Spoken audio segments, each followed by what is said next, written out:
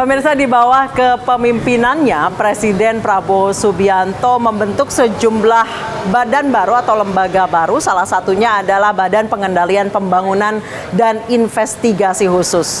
Badan ini nantinya diharapkan dapat membantu pemerintah untuk menjalankan program yang menjadi prioritas. Bersama saya Anisha Dasuki, Anda menyaksikan 30 menit bersama Kabinet Merah Putih.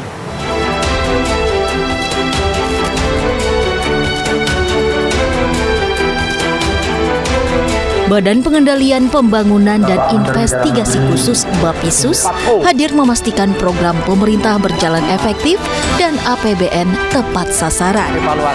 Aris Marsudianto ditunjuk Presiden Prabowo Subianto menjadi orang nomor 1 di Bapisus karena dinilai sebagai sosok yang pantas dan berintegritas menempati jabatan tersebut. Tantangan menata negeri pun berada di depan mata. Lantas, seperti apa langkah Aris Marsudianto ke depan?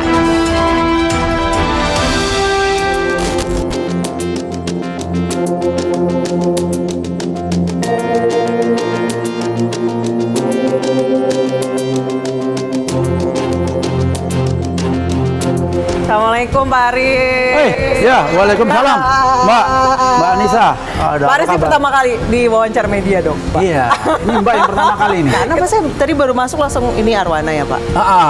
Ini ikan apa ini, Pak? Ikan gurame Padang.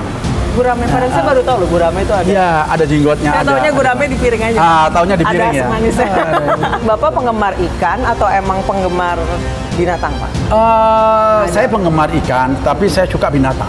Apa aja, Pak? Ya, semuanya. Saya punya kucing. Berapa? Ada 34. 34. Itu beli apa? Enggak. Adop, Pak? Saya kebanyakan rescue ya. Ya, kucing-kucing terlantar, ada yang tidak mampu melihara, diberikan ke saya, ya saya pelihara.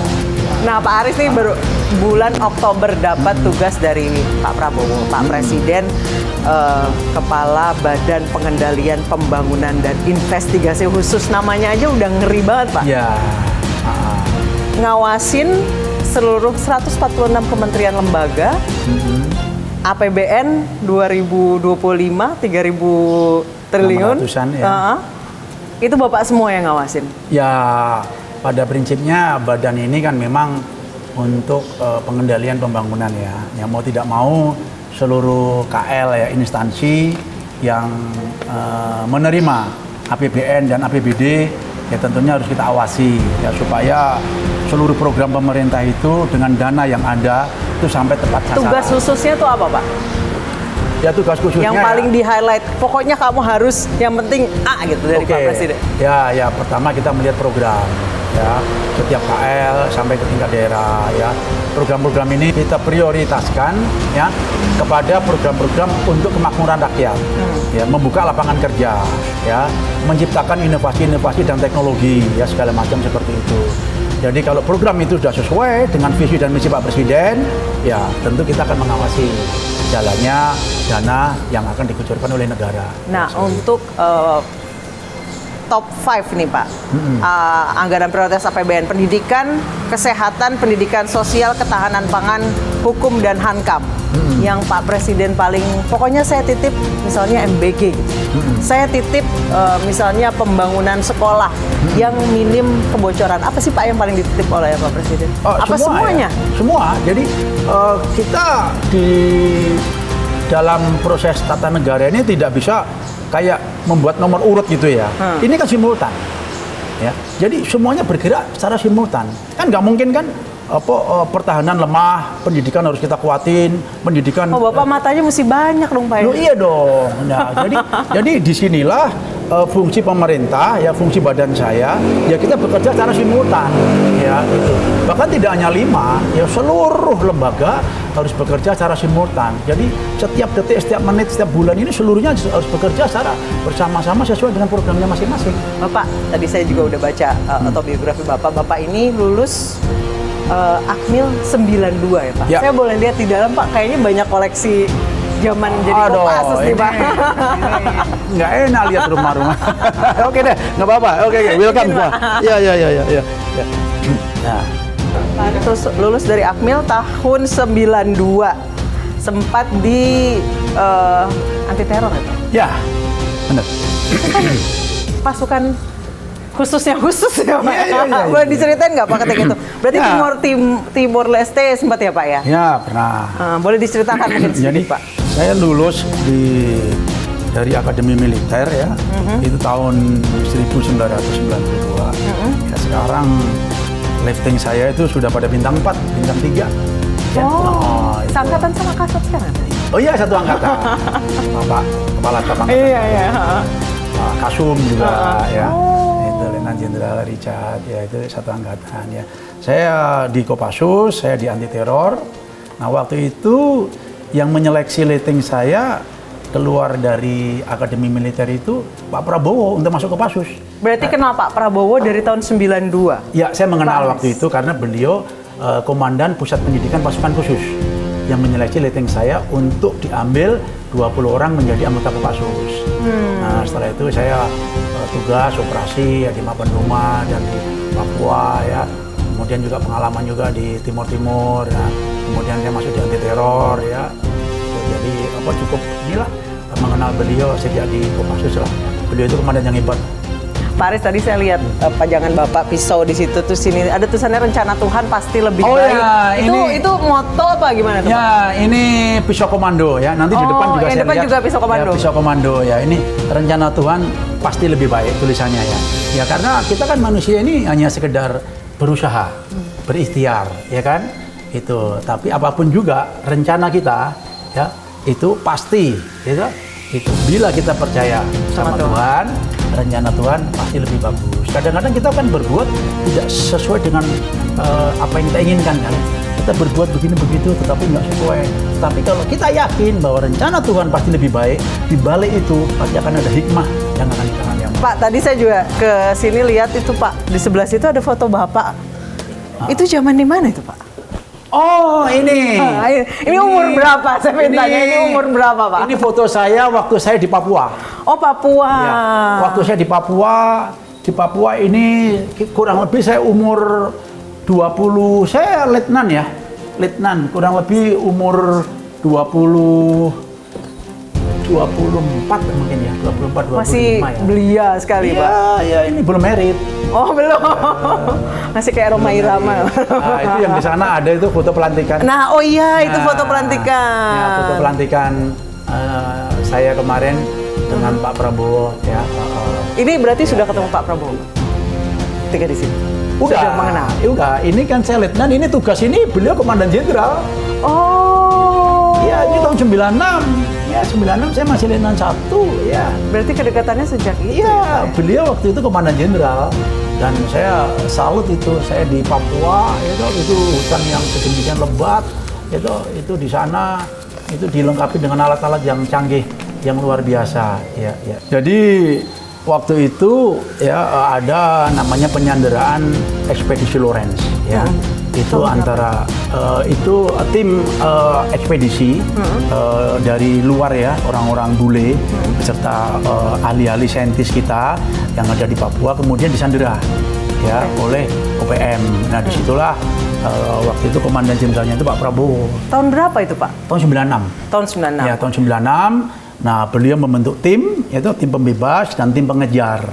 Itu. Nah, saya kemudian Bapak bagian dari tim itu? tim pengejar ya. Ya, itu. Luar biasa. Tim pengejar ya. Pertama kita punya target 3 bulan itu. Terus jadi 6 bulan, terus 9 bulan sampai 1 tahun ya, 1 tahun lebih sedikit lah baru kita berhasil lah ya dan kembali ke home base ke Jakarta seperti itu. Ya, Belajar heroik lah. dari mencari jejak penyandra, sekarang mencari jejak koruptor ya Pak ya?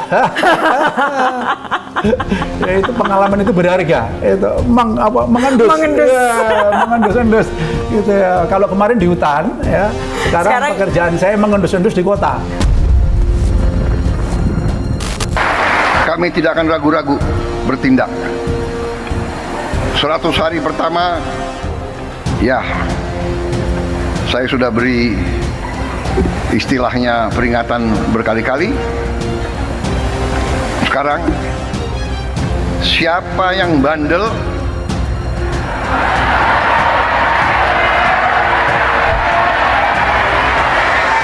siapa yang gablek,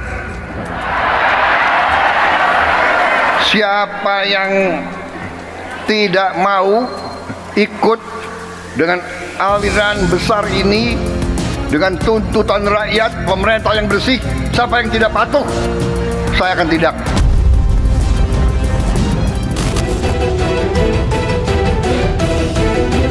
Upaya Presiden Prabowo Subianto dalam penegakan hukum di tanah air rupanya tak main-main. Kasus besar yang melibatkan elit politik pun satu persatu menyeruak ke permukaan. Pak Aris, 1 bulan setelah dilantik langsung bertemu dengan BPK, KPK, Polri, Kejagung. Itu sinergitasnya saat ini seperti apa? Oke, jadi sejak saya dilantik menjadi Kepala Badan Pengendalian Pembangunan dan Investigasi Khusus ya, atau namanya Bapisus ya, supaya rakyat juga tahu ya namanya ini.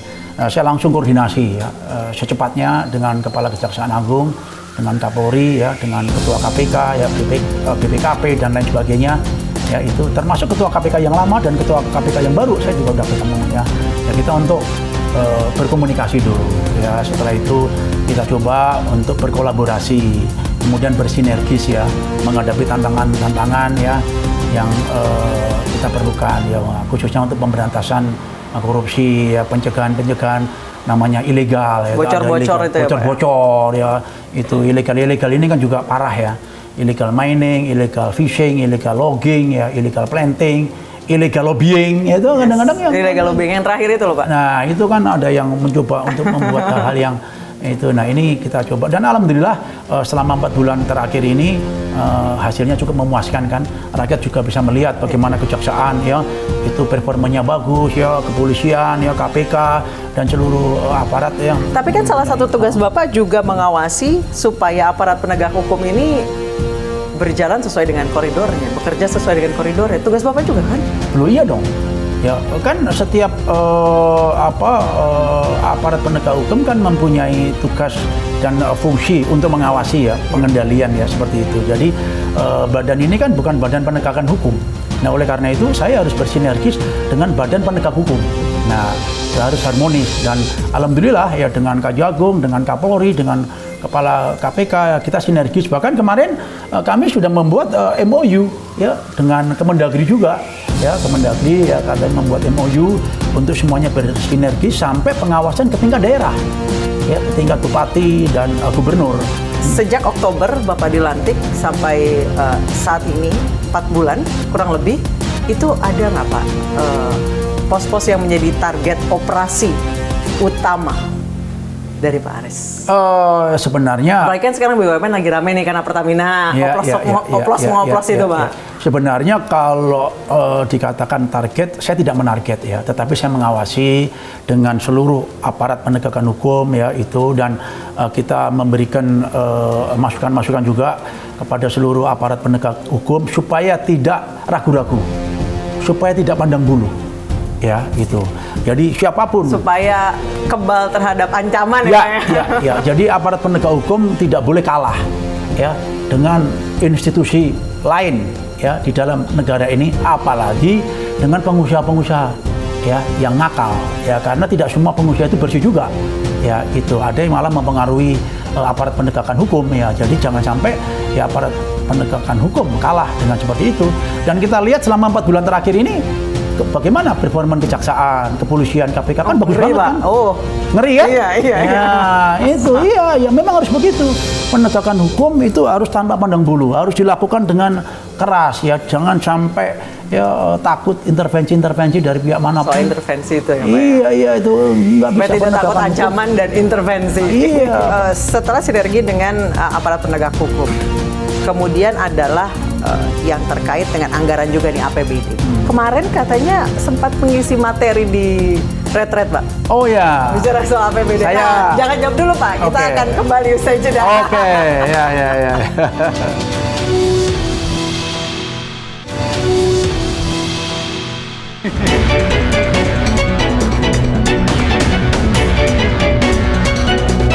Retret di Akademi Militer Magelang, Jawa Tengah menjadi menu wajib yang harus diikuti oleh seluruh kepala daerah terpilih.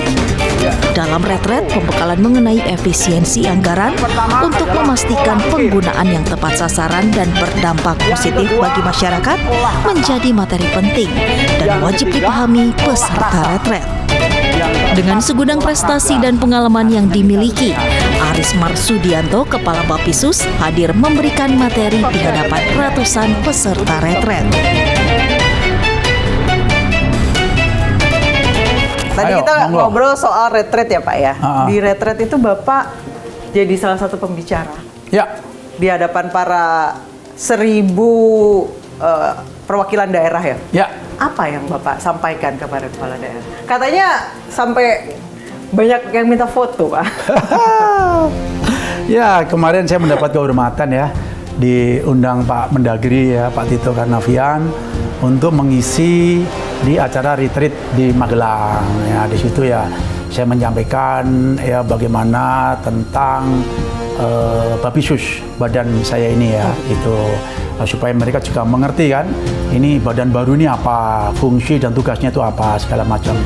Yang selanjutnya saya juga menyampaikan bagaimana kondisi ya 5 tahun terakhir di daerah yang terlibat korupsi, berapa bupati, gubernur dan lain sebagainya. Kemudian saya juga memberikan suatu inovasi ya, itu pemikiran-pemikiran ya kepada kepala daerah itu untuk bisa fokus mengeksploitasi dan mengeksplorasi daerahnya masing-masing. Banyak yang belum tahu. Saya nggak mengerti, cuma saya ini kan memberikan knowledge ya, itu karena kan setiap daerah itu kan punya keunggulan masing-masing. Ada mungkin kabupaten yang daerah pegunungan. Nah, disitulah kepala daerah itu harus mengerti apa sih yang bisa profitable, prospektif dan konstruktif untuk di daerah pegunungan. Harusnya kan dikuasain ilmu ya tentang pegunungan itu, kalau mau nanam apa yang cocok ya, sehingga setiap daerah itu akan mempunyai produk unggulan. Demikian juga ada kabupaten ya atau provinsi yang mungkin wilayahnya mayoritas laut, pantai. Itu apa ya yang harus dibuat ya, memberdayakan nelayan bagaimana, apa yang diperlukan, kapal-kapalnya apa, cold storage-nya segala macam, tempat penampungan ikannya, kemudian marketnya segala macam, mungkin kalau bisa ekspor dan lain sebagainya. Ini kan tidak semudah apa yang kita bayangkan ya, karena setiap daerah ini kan beda-beda. Nah, intinya gimana para kepala daerah itu mempunyai insting, jiwa untuk bisa memberdayakan daerahnya dengan mengeksploitasi aset yang ada di daerah masing-masing, termasuk sumber daya manusianya. Jangan bikin yang nggak ada ya Pak. Nah, kemudian juga saya menyampaikan di retreat itu bagaimana kepala daerah untuk bisa memberantas korupsi sistemnya. Yang 30% kemungkinan bocor APBD itu ya Pak? Betul ya. Dari 1.230%. Nah, kan sekarang kurang lebih sudah kata 1.300 triliun ya dana APBN yang harus dikucurkan ke daerah kan. Nah, di sini bagaimana ya proses untuk pemberantasan korupsi. Oleh karena itu kita harus sinergis ya, para inspektorat jenderal inspektorat daerah ya, itu harus bisa komunikasi ya dengan kita. Kemudian efisiensi ya. Efisiensi ini kan sebenarnya kan relokasi. Sesuatu yang dalam tanda kutip kurang begitu produktif, kita alokasikan ke sesuatu yang lebih produktif. Kunker gitu misalnya. Ya, kunjungan kerja, diskusi di hotel jalan-jalan, diskusi-diskusi, konsultan-konsultan, visibility study, dan hal-hal yang tidak produktif. Baik. Pak Aris sudah lama sekali kenal Pak Prabowo. Kita boleh bergeser mungkin ini Pak Aris sama Pak Prabowo ya. Ya. Ini foto saya ya. Ini kalau nggak salah Pak Prabowo baru dilantik jadi Menhan ya. Tahun 2019. Yang mungkin 1 tahun ya beliau jadi Menhan ya. Pak Aris sudah kenal Pak Prabowo 33 tahun kalau dari tahun 92 ya, mengenal beliau. Pasti paham benar apa cita-cita beliau dalam membangun Indonesia. Untuk Pak Aris, apa yang dipesankan oleh Pak Prabowo? Saya titipkan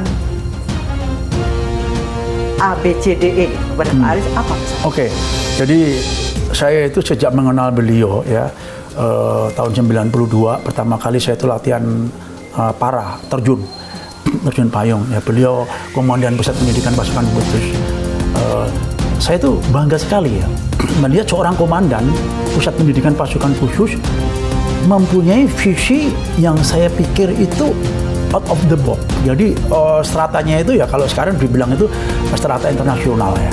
Ya beliau memberikan suatu moto-moto saja, motivasi itu yang sampai sekarang saya ingat. Ya contoh, ya beliau waktu itu memberikan namanya cybernetic kalimat. Apa itu? Bila engkau berpikir kalah, sebenarnya engkau sudah kalah. Artinya kita nggak boleh berpikir kalah, nggak boleh menyerah.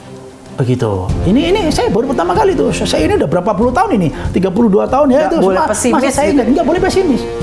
Never give up. Jatuh, bangkit lagi. Gagal, ulangin lagi. Beliau pernah menyampaikan ke saya, kadang-kadang Tuhan itu memberikan kita sukses urutan ke-11. Kalau kita mau sukses, ya harus itu sampai 10 kali siap untuk gagal. Bangkit lagi, bangkit. Nah, kebanyakan manusia itu baru gagal 2-3 kali menyerah. Padahal mungkin dia dapat keberuntungan nomor 4, keempat. Nah, makanya tadi kan di prasasti saya ya tertulis kan rencana Tuhan pasti lebih bagus. Jadi rencana Tuhan itu harus kita jalanin. Inilah spirit ya, kalau kita kepingin menjadi bangsa yang besar, rakyat ini harus ya mempunyai visi yang besar pula. Dan kita bangga mempunyai pemimpin yang mempunyai spirit seperti itu. Ya kan? Itu. 1 ekor singa memimpin 1000 ekor domba, 1000 ekor domba akan mengaum.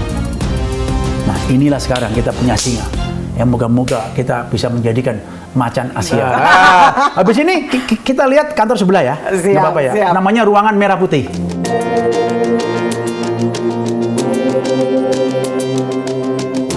Pak Aris tadi cerita soal bendera merah putih ada di setiap ruangan. Ini ruangannya merah putih.